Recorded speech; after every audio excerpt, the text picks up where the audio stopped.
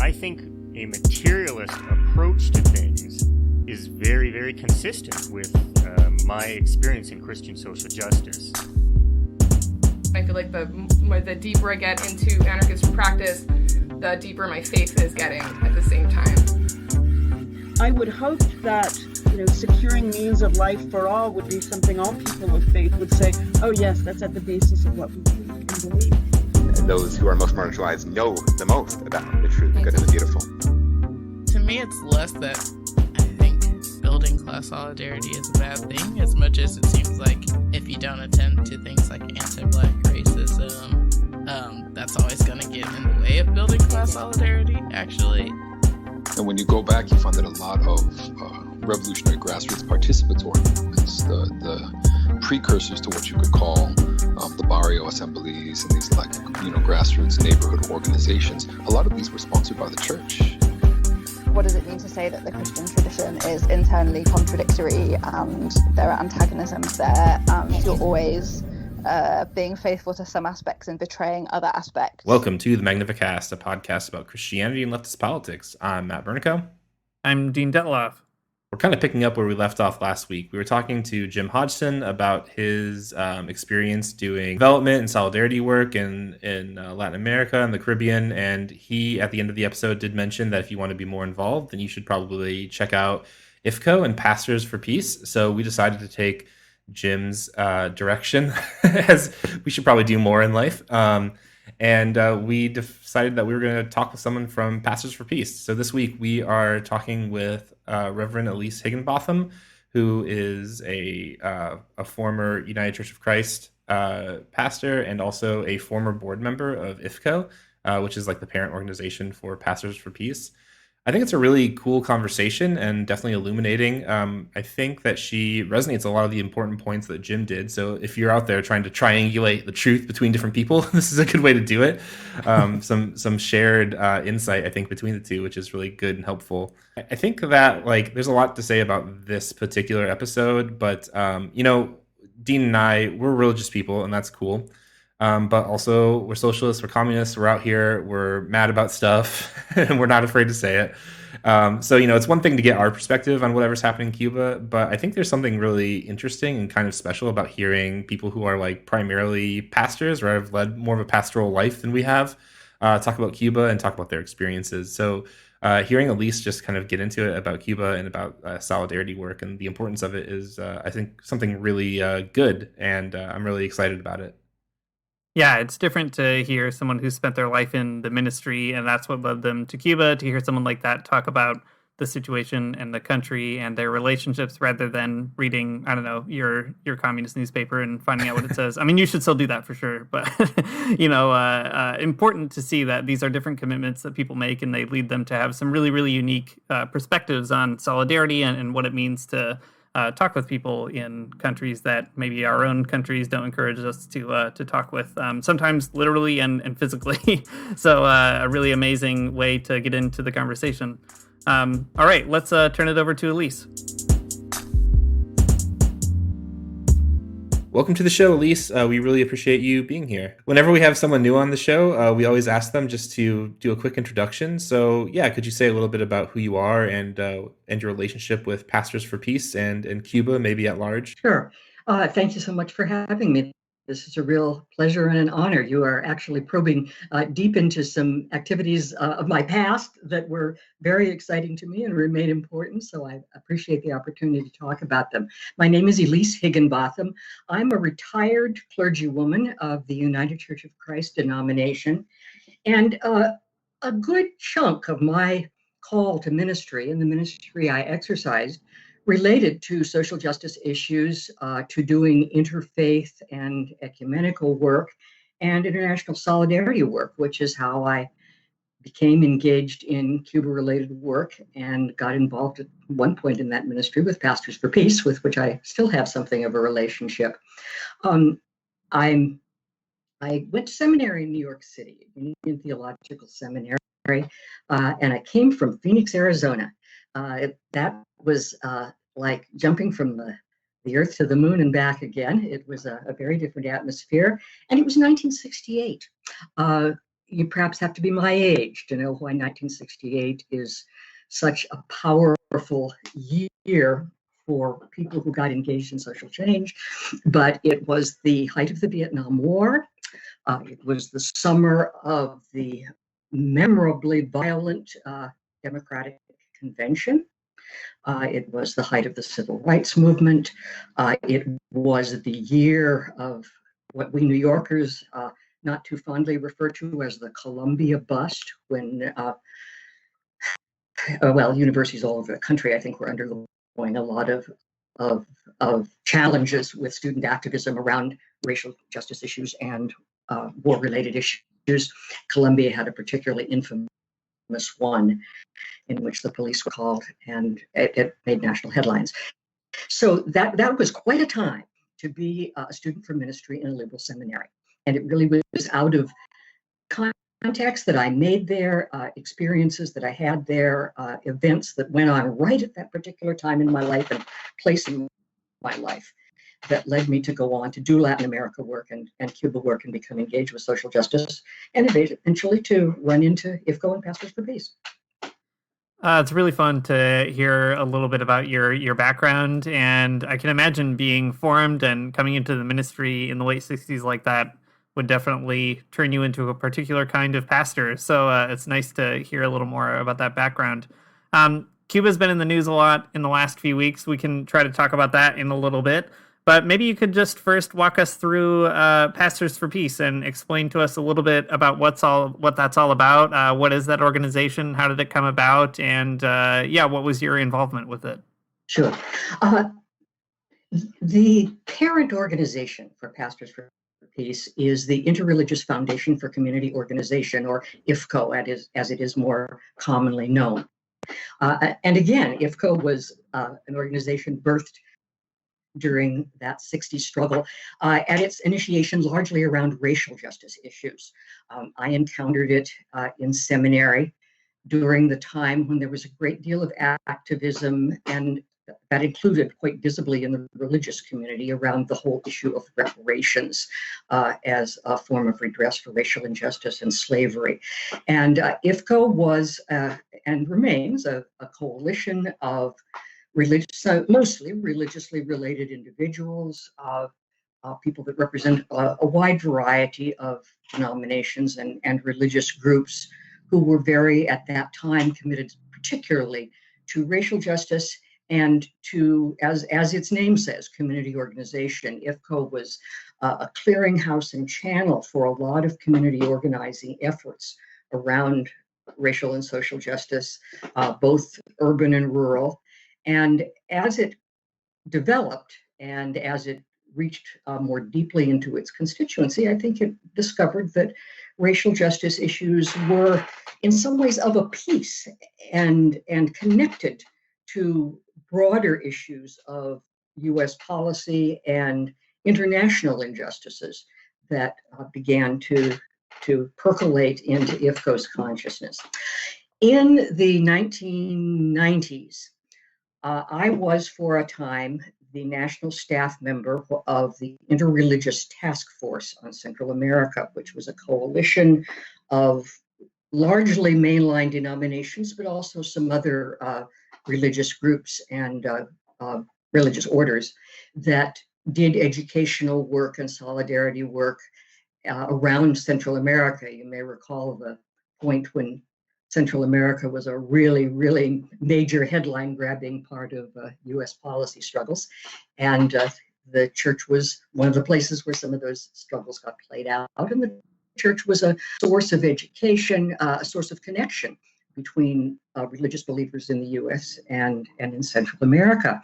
IFCO at that time was engaging in programs of outreach and education by sending teams into communities to do intensive educational activities. They'd have Central America weeks in communities where, in some cases, teams of Central American and US people familiar with Central America would go into the community. They would speak at a variety of churches and other venues and just try to bring the real story of what the actual effect of U.S. policy at that time was on Central America. It was very controversial. And in many cases, people really didn't know anything except what they read in the daily papers or heard on talk radio. And so those Central America weeks were pretty important. The late Reverend Lucius Walker, who was the founder and longtime director of IFCO, was on a fact-finding trip to Central America. And he was in Nicaragua in an area that was being contested by the Contras, and he was on a boat in an area that was an area of conflict between the Contra and Nicaraguans engaged in liberation struggle. The Contra were a U.S.-funded entity that tried to overthrow the then revolutionary government of Nicaragua.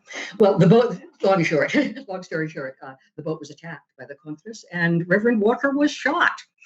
He very fortunately was not seriously wounded, but he was wounded. Gunshots are nothing to cast aside lightly. Some people, you might think, if you went to a place like that and got shot, would be run off. That was not Reverend Walker. On the contrary, he said, okay, we need to do more to make Central America visible. We need to let people know what is happening in this part of the world. We need to let people know what people's needs are and what the effects of U.S. policy are. That began what came to be developed as Pastors for Peace, which started out as a program of aid caravans directed toward Central America and toward religious partner organizations that received aid in Central America. At some point along that trajectory, people who were engaged in Cuba solidarity work also became engaged with Reverend Walker. To be honest, I don't know which side made the first inquiry. I don't know if it was Cubans or Cuba solidarity people that approached IFCO first, or IFCO reached out to Cubans. But the long and short of it was that at a certain point in the 90s, Pastors for Peace began to do similar programs with Cuba. They began to do caravans of volunteers traveling cross country to stop and speak in each community where they spent the night, and would carry aid to partner religious and civil society organizations in Cuba. Of course, the difference between sending aid to Cuba and sending aid to Central America is that sending aid to Cuba outside of very, very strict regulation is illegal. The U.S. has had a policy of total embargo and refused to trade with Cuba for decades. And therefore, not only was it a charitable thing to send aid or engage Americans in taking goods to persons in Cuba who could make good use of them, it was illegal. It was a protest against U.S. policy in a very, very concrete way. So this has, in many ways, I think, because of that, it's become the face of Pastors for Peace and the face of IFCO. And if you know anything now or read anything in the news media about IFCO and Pastors for Peace, it's probably going to immediately bring Cuba to mind. I actually served a term on the board of directors of IFCO some years back. I was for several years on the New York City steering committee for the New York-based brigades that went out from New York to cross the country and do the caravans and deliver the aid to Cuba. I have to say that I never actually went to Cuba with a Pastors for Peace caravan. I visited Cuba previously in doing other Cuba solidarity work, but I related to Pastors for Peace as a board member and as an individual solidarity activist. Well, it's so cool to hear you tell that story and just give this good introduction to Pastors for Peace and IFCO, and it helps us, I think, think about it a little bit more deeply. It's very easy to say that Christianity in the United States has a pretty right-wing bent to it. at least that's it's an increasingly easy story to tell, especially given the Trump years. But I think there's examples of this going back, a long time. Yeah, Pastors for Peace is an organization of clergy and lay people who have organized and openly resisted the U.S. when it comes to its policy on Cuba and other places as well, in order to bring aid to the island. So, can you talk a little bit about that contradiction between the I don't know, the story of right wing Christianity, of that like conservative impulse within Christianity, and how it is that a group of clergy were able to bring aid to Cuba, a country that it is illegal to bring aid to. Yeah, I don't know, how did that all work out for the folks in Pastors for Peace? Oh, what a good question you ask. I'm probably open to the charge of defensiveness if I say I don't know if I would entirely agree with your definition or your analysis of Christianity as a right-wing force or having a right-wing bent, but I would be the last to deny that Christianity does have its a part of it that is right wing and that has been used by the right. I think both of those are true. Interestingly enough, I think those kinds of conversations, however, have gone on within the U.S. religious community from time immemorial. I think there has always been a discussion about what does it really mean to be faithful. And people of certain political and social consciousness will respond to that question or interpret it much differently than people of other experience or other religious background. There is certainly a strong strain of Christianity that perceives it as an impulse toward justice, virtually by definition.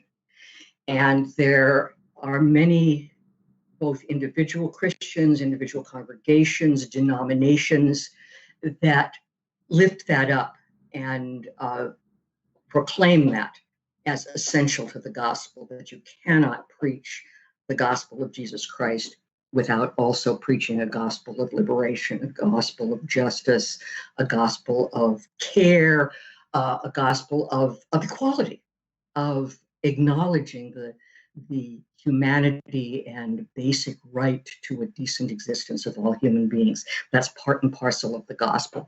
I think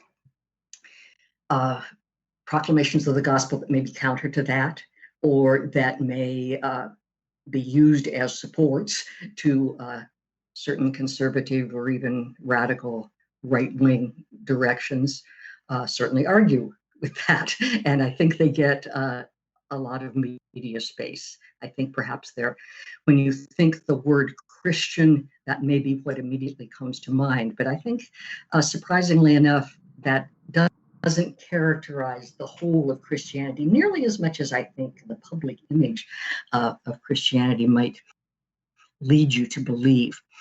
So, as I say, there certainly are plenty of clergy and lay people who have resisted U.S. policy in a variety of ways, including on Cuba. Before I became more actively involved with IFCO and Pastors for Peace, I was the staff for a small organization in the 1970s called the Cuba Resource Center. The Cuba Resource Center was founded by a group of Protestant denominations, mainly their mission organizations, who before the triumph of the Cuban Revolution and the break of relations by the U.S. with Cuba had a history of work in Cuba. There are many Presbyterian churches in Cuba. There are many Methodist churches in Cuba. There are many Baptist churches in Cuba. There are other denominations that have a history in Cuba. The U.S.'s policy of embargo and breach of relations ended those relationships. Effectively, U.S. denominations could no longer send support to partner denominations in Cuba. They could no longer send mission personnel. They could no longer have a relationship in that way with faith partners that they had essentially worked with for a number of years. At the same time, as I'm sure you're aware, after the triumph of the revolution, a number of Cubans were opposed to the direction the revolution was going. Some people would say that that's very much a class difference, that rich Cubans tended to leave and less well-off Cubans tended to stay. That's not exclusively true, but there's some truth to that observation, that Cubans who had a great deal to lose economically by the direction of the revolution did leave, came to the United States. In many cases, religious agencies were among their resettlers, and the ways that they became integrated into U.S. life. So U.S. churches became one locus of the Cuban exile story. Cuba is a terrible dictatorship.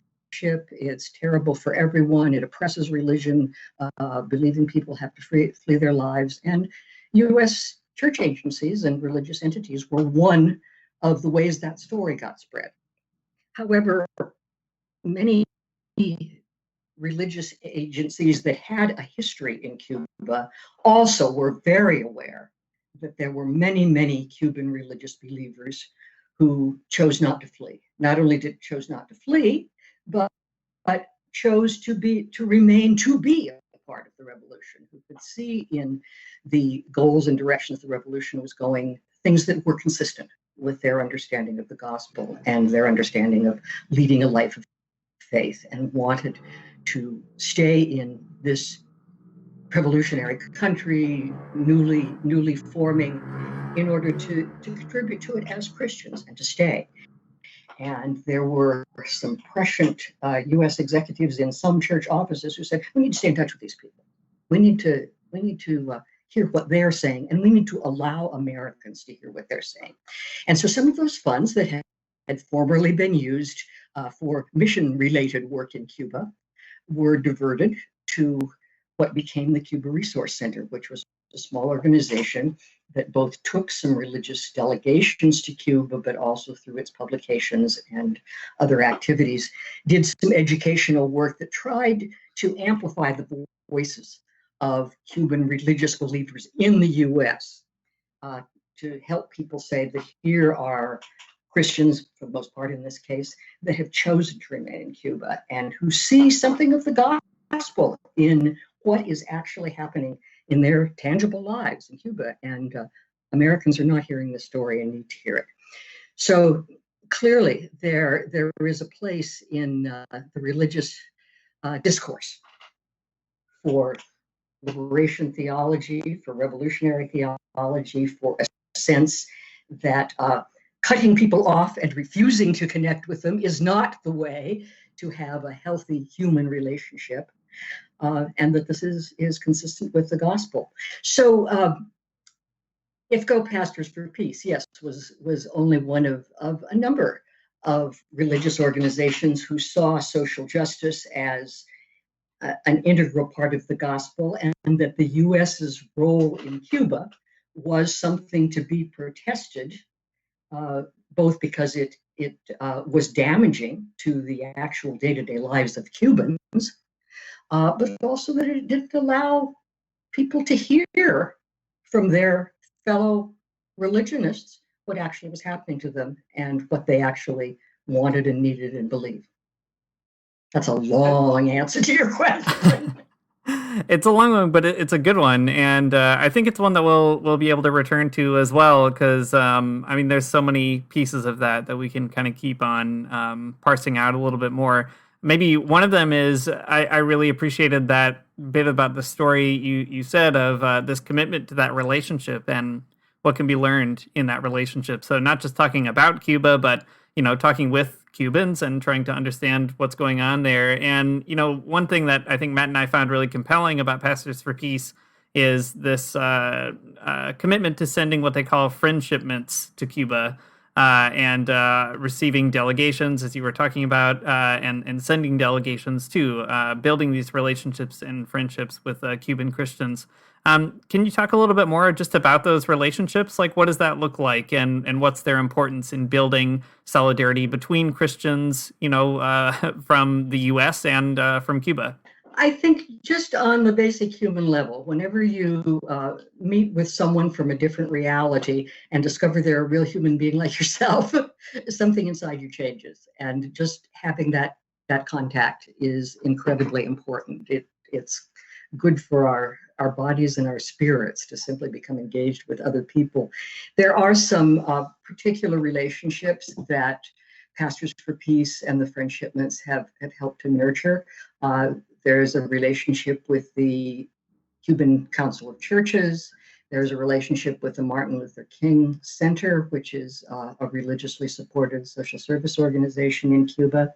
Perhaps one of the more important and exciting programs that grew out of IFCO's and Pastors for Peace connection with Cuba was a development of a program which offers scholarships to U.S. students who desire to have a medical education and become trained as doctors and work in underserved communities in the U.S. and who cannot afford it, are able to receive their education for free in Cuba.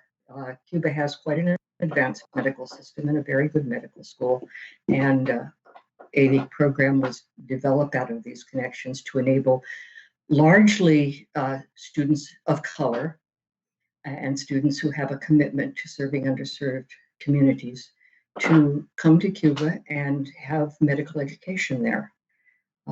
It's a difficult challenge to go to a new country and learn a new language and live in a new culture and do quite advanced higher education, but it's incredibly rewarding.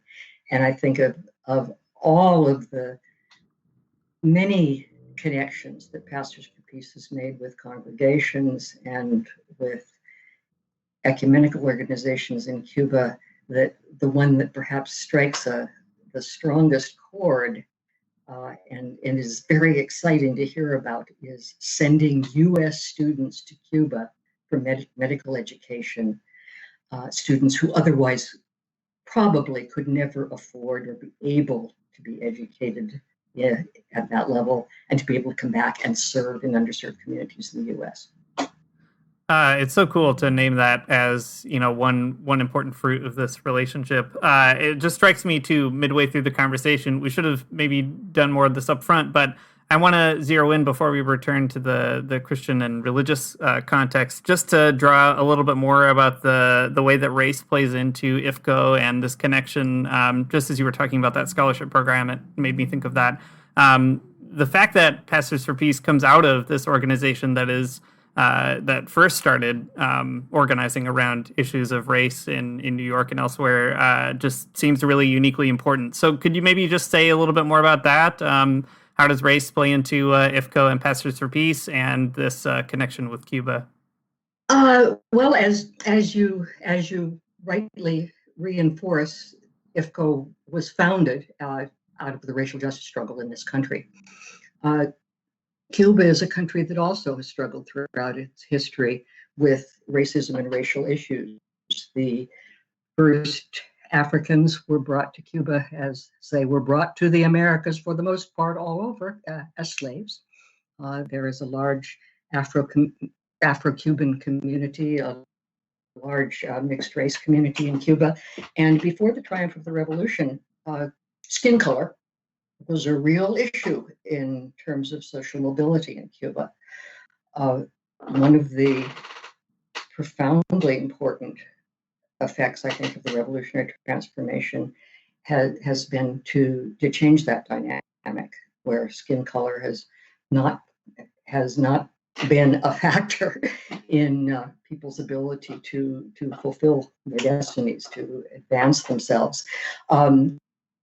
And the variety of ethnic and racial cultures in Cuba is in fact celebrated and valued. It's some of the artistic productions, particularly the Afro-Cuban community, are famous and wonderful. I think for Americans for whom the kind of racial struggles we've lived with have just become part of us, to go to a place like Cuba and see a wonderfully diverse society at all levels is extremely exciting. And I think it's really heartening for people who've been in this struggle for a long time and who started as persons protesting racial injustice, to see where where you can go, where a huge social transformation really can happen and really can change how people deal with each other in terms of race, where race no longer has to be a defining issue. And to see that in fact justice issues in a lot of ways are all connected. There isn't a discrete division between international solidarity work and work around women's rights and work around the rights of people of color and LGBTQ rights. They're not distinct, different, not having anything to do with each other. They're all justice issues.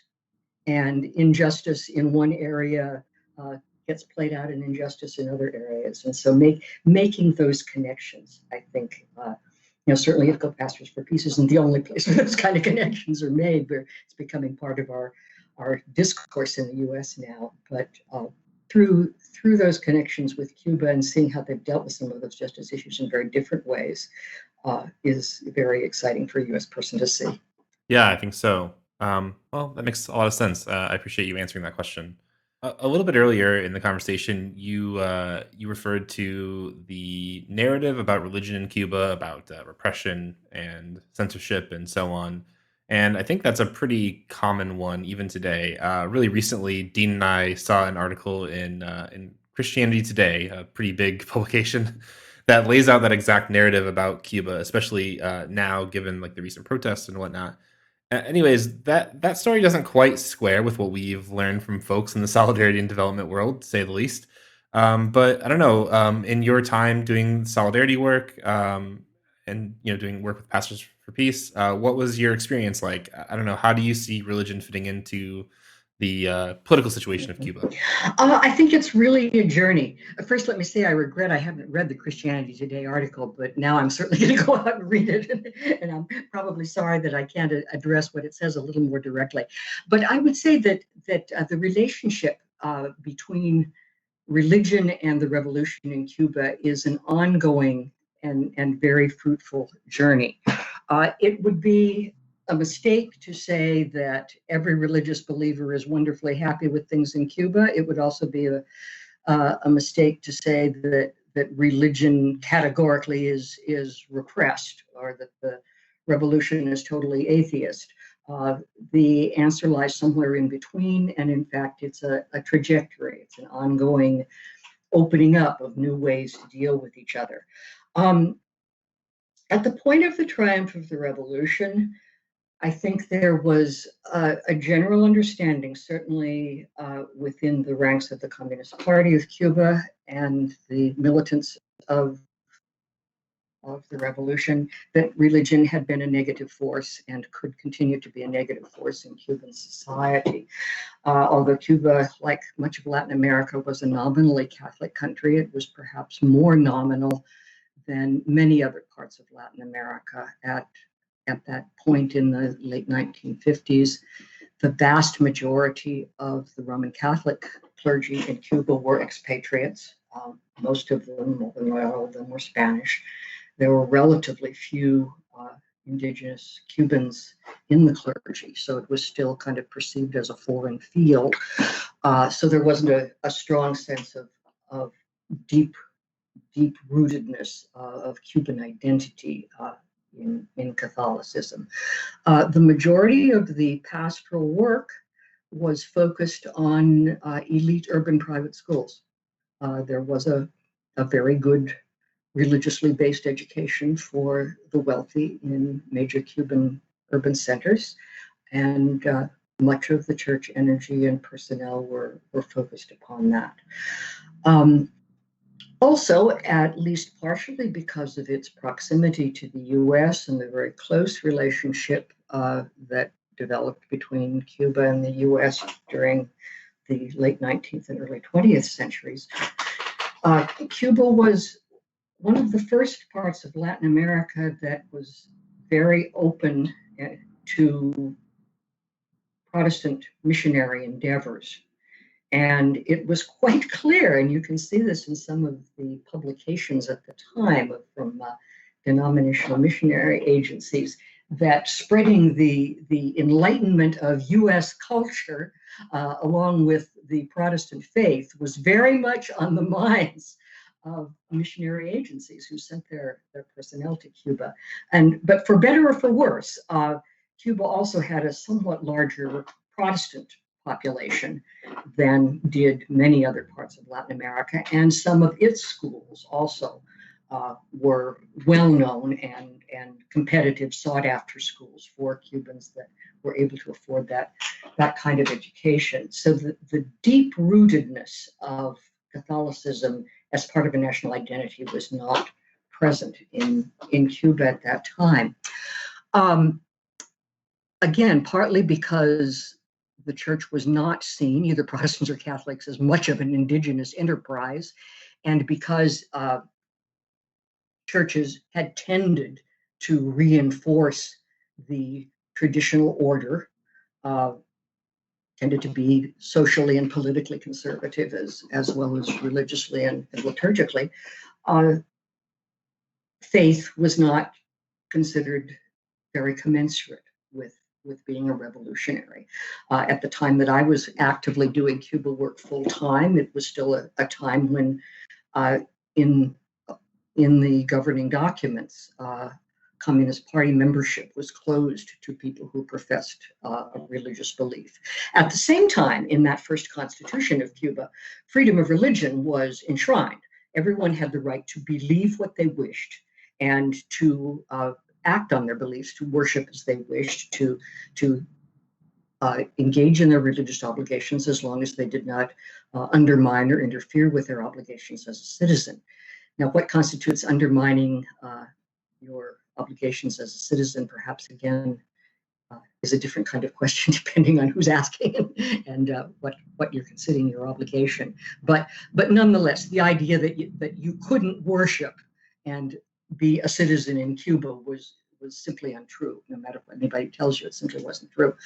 Over the years, that relationship has changed. Slowly, as Christians who remained in Cuba and chose to be part of the revolution became engaged in Cuban society and in building a revolutionary society and its structures along with other Cubans, relationships between the party and relationships between other entities in Cuban society began to improve. And while it's a much more gradual and nuanced journey than I'm describing, one of the upshots is that now religious believers are no longer prohibited from party membership. And in fact, a number of prominent Christians are or have become party members. And the faith community is considered a social entity, just like any other in Cuban life. All that notwithstanding, I talked earlier about the fact that in the US, churches were among those agencies that helped with the resettlement of a lot of Cuban exiles at the beginning of the Triumph of the Revolution period. And those were the ideological voices that the church heard and was projecting. And certainly there were both inside in Cuba and in external religious forces that were quite willing to use religion as a vehicle for undermining and opposing the changes that were happening in Cuba. And so there are plenty of Cubans that are cautious about religion and have not seen it as a necessarily positive force. My sense, and I have not been in Cuba recently enough to really see this with my own eyes, but from Cubans I speak to and to friends and colleagues who traveled there more recently than I have, is that this is just an ongoing dialogue of the party, other entities of Cuban society, and religious institutions are in conversation with each other and find ways of supporting and growing together. Interestingly Interestingly enough, although we don't think of it in this way in the United States, this is also true in our society. Religious voices are often mobilized for and against public policy in this country. And we have some real knockdown dragouts over them. Religious groups have certain privileges in this society, are exempt from certain regulations, so on and so forth. Again, to say that it's exactly parallel, the two contexts are by no means the same, but we have these conversations in this country too. I think that is always so important to kind of emphasize that, it's true that Cuba and the United States are radically different in many ways, but there are also communities of human beings trying to figure life out, and there are a lot of similarities there too, that Cuba is not a bunch of aliens on a totally different planet ruled by some robot government or something. Maybe you could tell us a little bit more about that too, right? There's a story I think that I certainly heard growing up in the United States, that Cuba is this sort of authoritarian, poor kind of hellscape, right? Where there's no freedom, and they're just kind of waiting around for the U.S. to save them. But there is a robust participatory democracy in Cuba, although it is very different from the structures in the United States. Maybe you could tell us a little bit more about how Christians in Cuba participate in those structures, and maybe in particular the folks who have a more positive orientation toward the revolution. How do they kind of make their voice heard, and maybe how do they express their own Christian commitments in the revolutionary situation of Cuba? Yes, despite the stories that you hear in the U.S., Cuba is not a rigid dictatorship where nobody has any freedom or any rights. There is a governing structure in Cuba that is called People's Power, Poder Popular, which has elected assemblies at the local, the provincial, and the national level. And Cubans are elected to represent their constituencies at those levels, and it is a democratic structure. Perhaps what is quite different than we have in the United States, and which is sometimes rather scary to Americans, is a certain private primacy of the Cuban Communist Party. The party is considered the vanguard of, and its overall understanding of the goals and process of where Cuba should go and what Cuban society should be like is the key guideline for what happens in Cuba. However, it grows, it learns, it changes.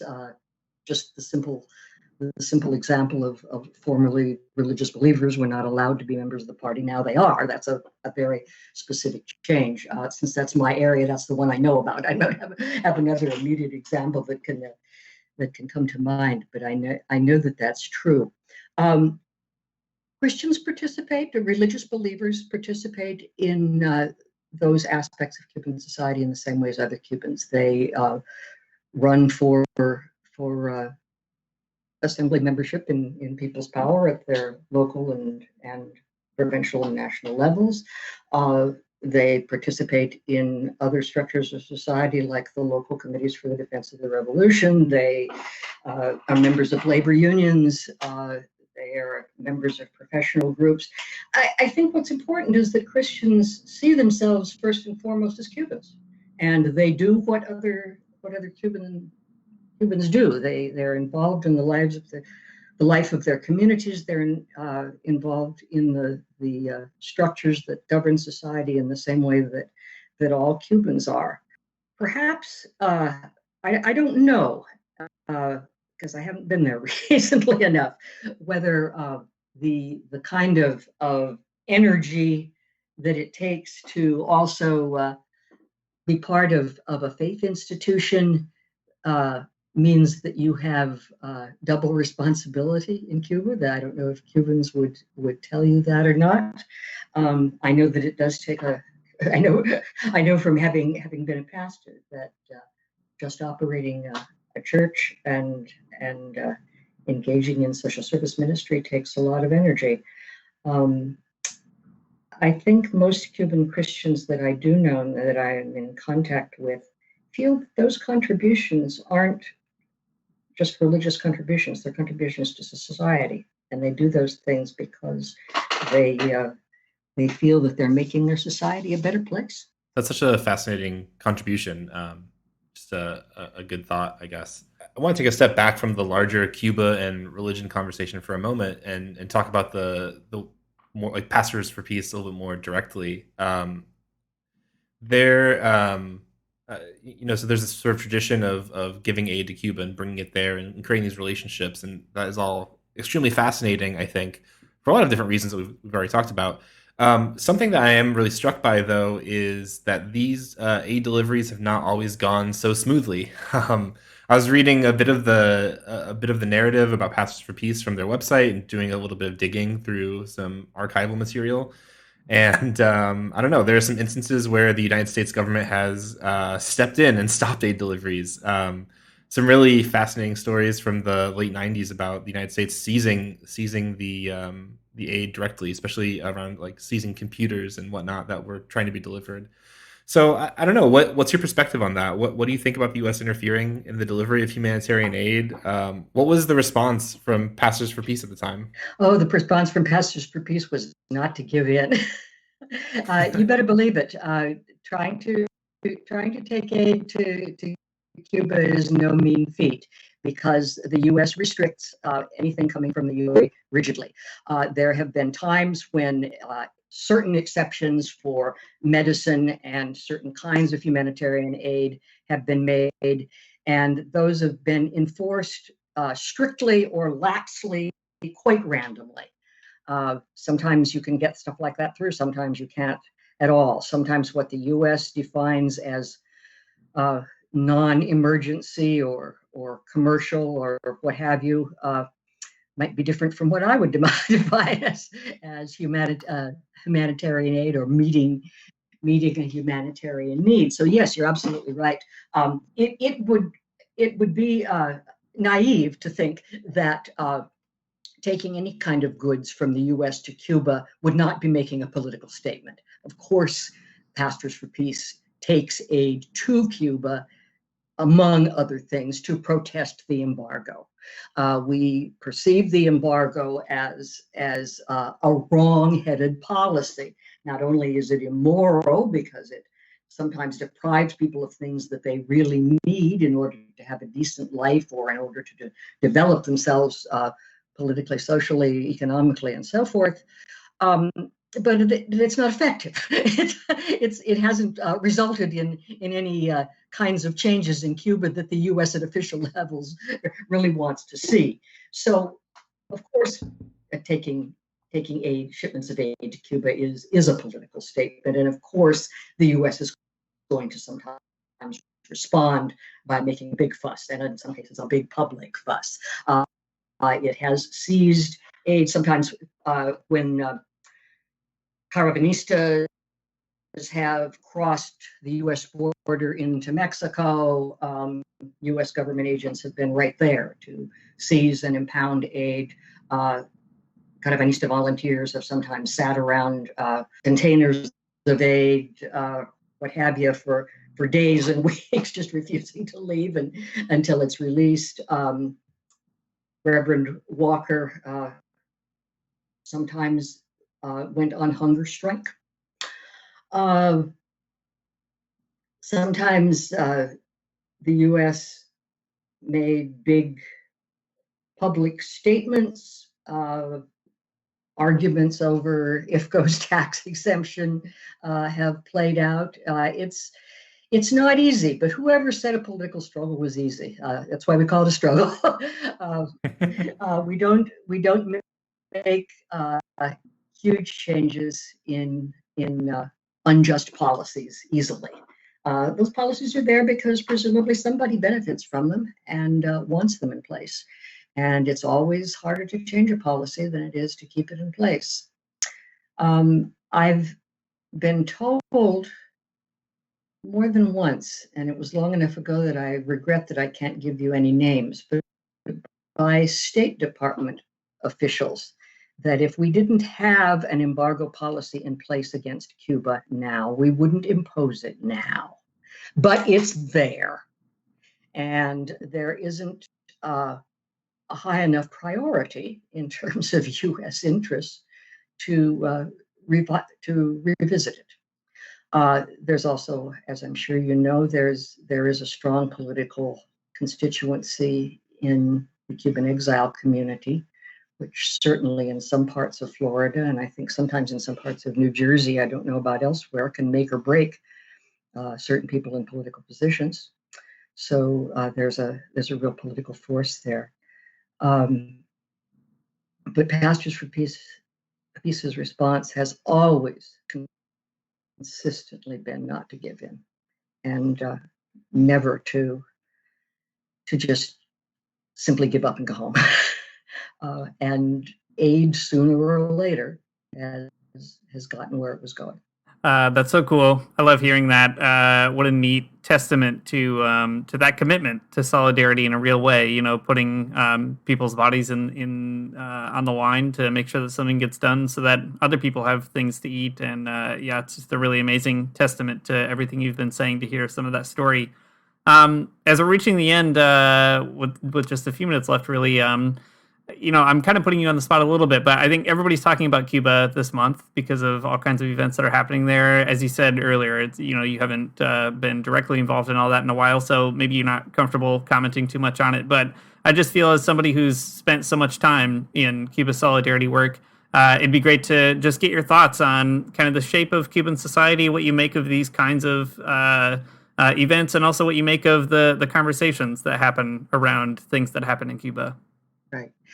You're right. This is a delicate time in Cuba.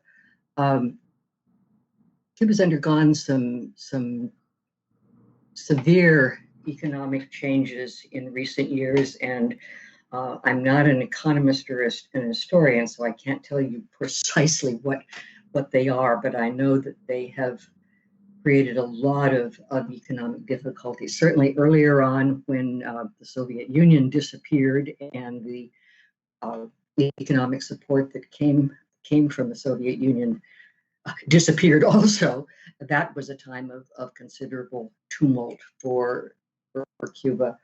Now I think particularly the issue of, during the Trump administration, one of the measures among others is that Cuban American family members have in more recent years been able to send remittances to Cuba that have been a source of economic support for their families. And during the Trump administration, that channel was closed and has represented a severe economic hardship. That and some other issues of Cuban economic and monetary policy have resulted in a time of terrible economic distress for Cubans. And although Cuba is a very, very egalitarian society, and really, I think, has always done quite a good job, no matter what anybody says, of making sure that nobody is totally left out. Nobody just starves for total lack of resources. When you have a smaller pie to divide, everybody gets a much smaller piece, and the economic difficulties are very real. I think people are protesting their own conditions of increasing poverty and wanting more to be done about it. I think it's possible that decisions have been made at the national level or the party level that people feel have not benefited them, and that the party is old and out of touch. I can't speak to that, but it's a complaint people have, and I know that political structures reify sometimes as they get older, and so whether changes need to be made there is something I can't speak to directly, but it wouldn't surprise me if changes didn't need to be made. Long and short, what I'm saying is I don't think Cubans are so much protesting rigid dictatorship, which is forcing them to be poor. I think they're saying, we have problems and you're not helping us solve them fast enough. And the problems are very, very real. Part of those problems are indeed caused by US policy. The US's embargo against Cuba has a huge economic weight. and an openness by the U.S. and an openness by the U.S.'s allies to actually intentionally be helpful to the Cuban people as opposed to simply be an enemy of the Cuban government would make, I think, an immediate economic difference. Of course, there are Cubans who believe that the government is terrible and would like to leave. I think in this country we have plenty of people willing to amplify those voices and say that's the problem. I'm not sure it's quite that simple. Clearly, Cuba is in economic difficulties. How best to help it, I'm not sure, is a continued policy of trying to overthrow the government and make it into something completely different. Interestingly enough, the revolutionary government has been in place, the revolutionary system has been in place for decades now. And although certainly there have been people who have chosen to leave for a variety of reasons, many of them economic, the revolution generally has been quite stable and quite popular. And so I think to look at this as a tipping point to say, oh, this has been so terrible for so long and people are finally going to make a push for freedom and overthrow everything that's gone before, I think would not be the case, would not be accurate. Yeah, I think that makes sense. I mean, you're right. It is a sort of delicate moment in the history of Cuba, and we do need to be careful of the way we talk about it and what we suggest and whatnot. I think the point that you're drawing out here, though, that I don't know, Cubans have a lot of diverse ideas about what the best course is probably right, and unfair to I think over exemplify. I mean, I guess like anti-government protesters in light of the ways that a lot of other Cubans might Right. feel. So Yes, I think you're quite right. yeah, that makes a lot of sense. Well, we appreciate, I mean, all of this that you've given us here. It's a lot to think about for sure. I think, though, before we let you go, I mean, among our listenership, there are a lot of folks who are interested in getting involved in solidarity work and just trying to figure out how, you plug into these kinds of things. So as a person who has been a part of it, what would you recommend to people who are wanting to be, I don't know, involved or getting more interested in these kinds of things? Are there, I don't know, IFCO? Are there other organizations to be a part of? How would people go about doing this? Yes, I would make 3 suggestions. One would obviously to give a little push for IFCO, since that's my closest affiliation. IFCO News, IFCONEWS, IFCO News, all one word.org, is IFCO's website, and you can, or Pastors for Peace's website, and you can get connected with IFCO and with Pastors for Peace. You can get on their newsletter list. You can check with them whether they know of activists or organizations in your part of the country that you might want to link up with. But Pastors for Peace has a broad network throughout the country, and a little checking in with them might yield a fruitful relationship. There is also a national network on Cuba, nnoc.info.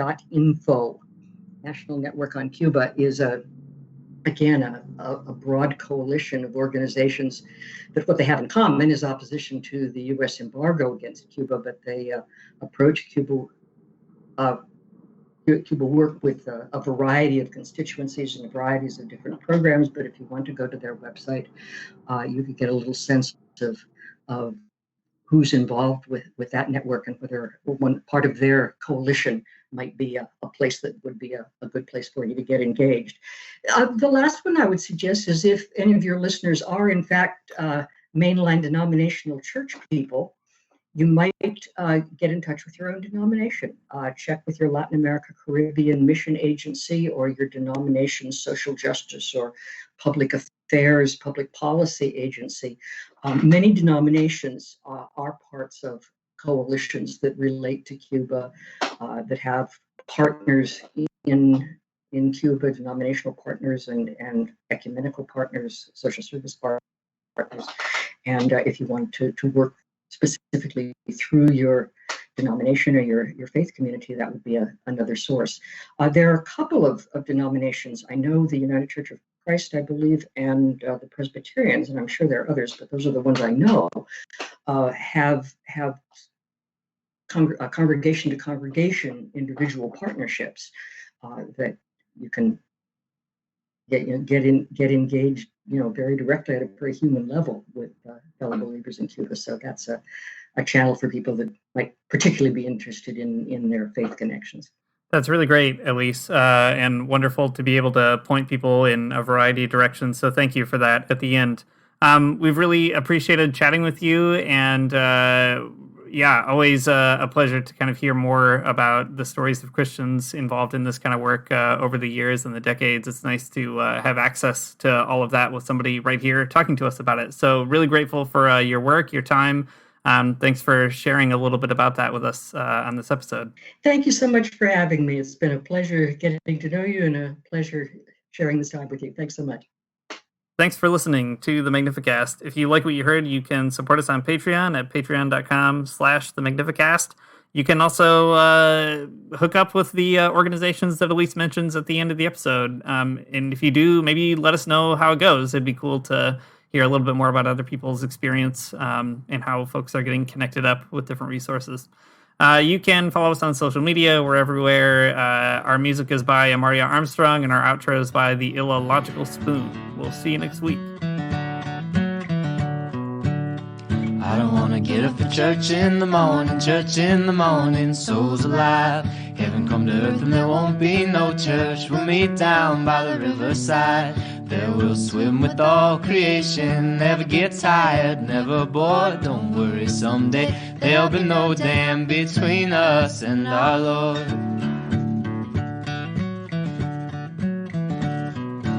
Jackson, you keep your hoods up. Keep your hoods up and you stay up late. In Jackson, you keep your hoods up. Well, you keep your hoods up and you stay up late. Oh, don't mind a cold night, but we might mind if you leave too soon. So come on now, it's still early. At least I would've